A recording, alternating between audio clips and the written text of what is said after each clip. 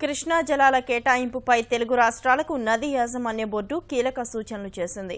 ఆంధ్రప్రదేశ్కు 87 టీఎంసీలు, తెలంగాణకు 43 టీఎంసీలు ప్రతిపాదించిన బోర్డు ఆ మేరకు జలాశయాల్లోని నీటిని పంచుకోవాలని తెలిపింది.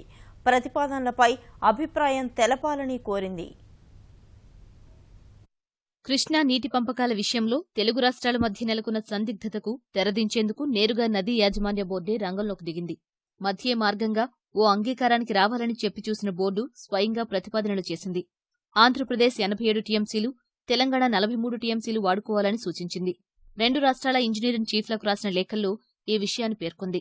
ప్రధాన జలాశయాల్లో నీటి పంపకంపై 6 ప్రత్యామ్నాయాలను సూచించింది. తమ లేఖను అత్యంత ప్రాధాన్యత అంశంగా పరిగణించాలని స్పష్టం చేసింది. ప్రభుత్వాలతో చర్చించి ఈ నెల 13లోగా అభిప్రాయం తెలపాలని కృష్ణా నదీ యాజమాన్య బోర్డు సభ్య కార్యదర్శి సమీర్ చటర్జీ తెలిపారు. రెండు రాష్ట్రాలకు లేఖలు రాసిన సమీర్ చటర్జీ ప్రతిపాదనలు చేయాల్సి వచ్చిన నేపథ్యాన్ని వివరించారు. రెండు రాష్ట్రాల ఇంజనీరింగ్ చీఫ్లతో సమావేశాలు నిర్వహించినా, సంయుక్త బృందాలు ఏర్పాటు చేసినా ఫలితం లేకపోయిందని గుర్తు చేశారు.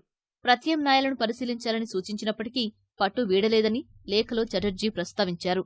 ప్రధాన జలాశయాల నీటి కేటాయింపులపై చర్చించేందుకు వివరాలు కోరినా కొన్ని ప్రాజెక్టుల అధికారుల నుంచి సమాచారమే రాలేదన్నారు.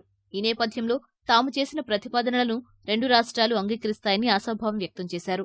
పట్టిసీమ ద్వారా మళ్లించే నీటిలో వాటాపై కృష్ణా జల వివాద ట్రైబ్యునల్ లేదా కేంద్ర జలవనరుల మంత్రిత్వ శాఖ నియమించిన కమిటీ నిర్ణయం తీసుకోవాల్సి ఉందని బోర్డు అభిప్రాయపడింది.